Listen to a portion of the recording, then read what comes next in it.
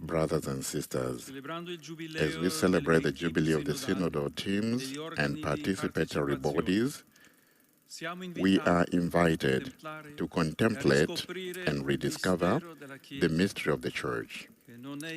She is not merely a religious institution, nor is she simply identified with hierarchies and structures. The Second Vatican Council reminds us that the Church is the visible sign of the union between God and humanity, where God intends to bring us all together into one family of brothers and sisters and makes us His people.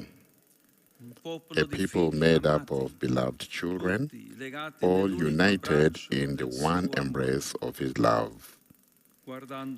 Contemplating the mystery of ecclesial communion, generated and preserved by the Holy Spirit, we can also understand the meaning of synodal teams and participatory bodies. They express what occurs within the Church, where relationships do not respond to the logic of power, but to that of love. The former, to recall a constant warning from Pope Francis, is a worldly logic, constantly. Conversely, the Christian community are called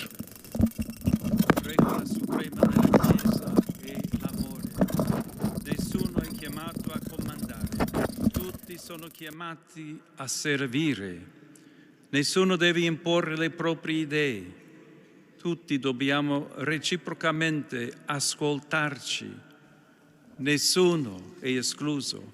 Tutti siamo chiamati a partecipare. Nessuno possiede la verità tutta intera.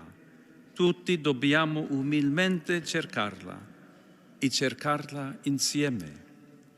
No one possesses the whole truth. We must all humbly seek it and seek it together. The very word together expresses us the call to communion. Pope Francis reminds us of this in the final message of Lent, to journey together. The Church is called to walk together, to be synodal. Christians are called to walk at the side of others and never as lone travelers. The Holy Spirit impels us not to remain self-absorbed, but to leave ourselves behind and keep walking towards God and our brothers and sisters. Journeying together means consolidating the unity grounded in our common dignity as children of God. Working together.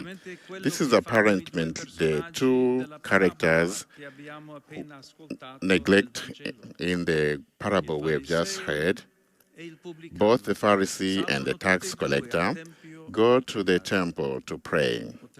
We could say they go up together, or at least they find themselves together in the same sacred place. Yet they are divided. There is no communication between them. Both take the same path, but they do not walk together. Both are in the temple, but one takes the first place and the other remains behind. Both pray to the Father, but not as brothers and without anything in common.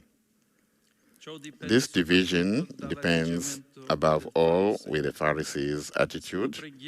His prayer, though seemingly addressed to God, is addressed only as a mirror in which he looks and justifies and praises himself. As St. Augustine reminds us, he went to pray. He had no mind to pray, but to Lord himself.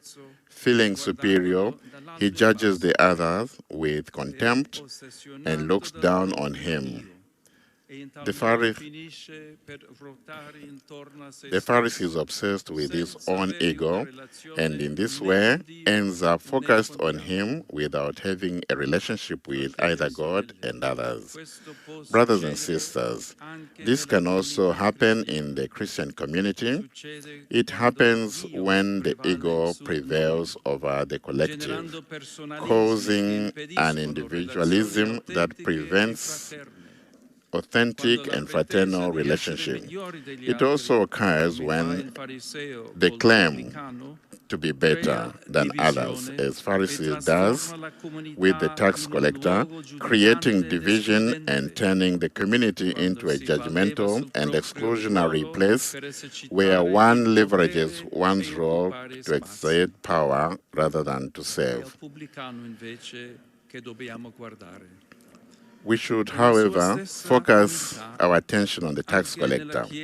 With the same humility that he showed, we too must recognize within the church that we are all in need of God and of one another, which leads us to practice reciprocal love, listen to each other, and enjoy working together with others.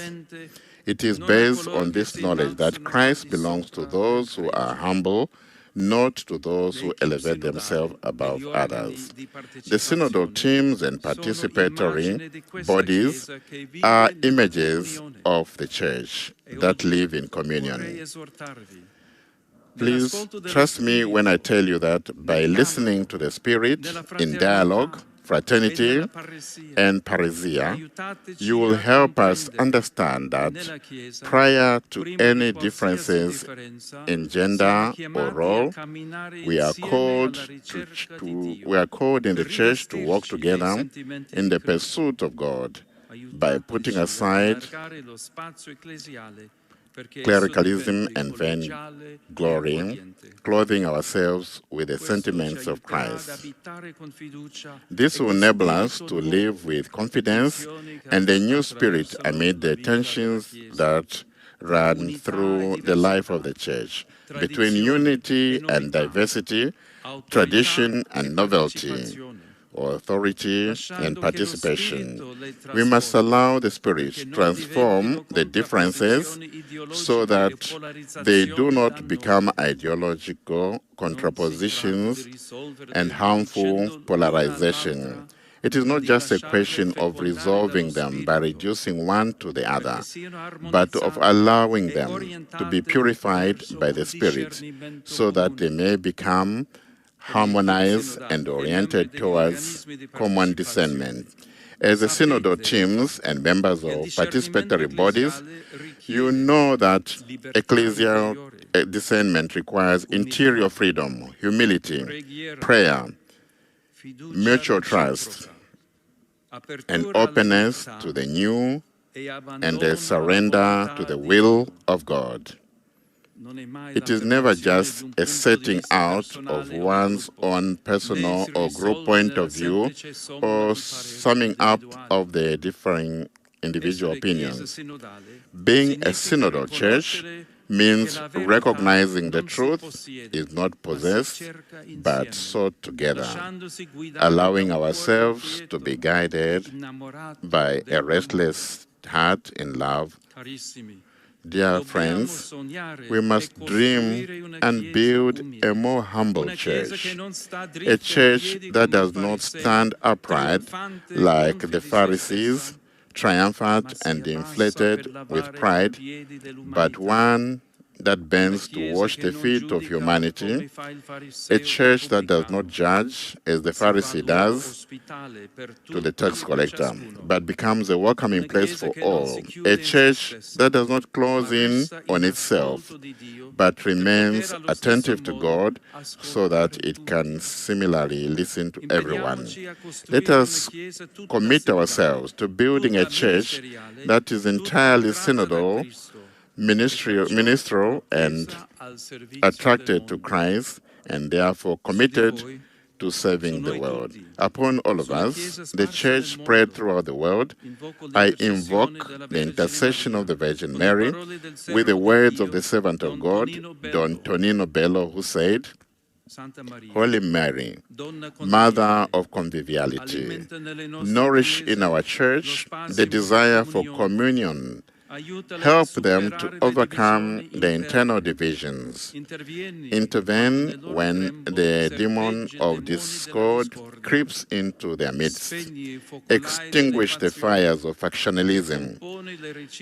Reconcile mutual disputes.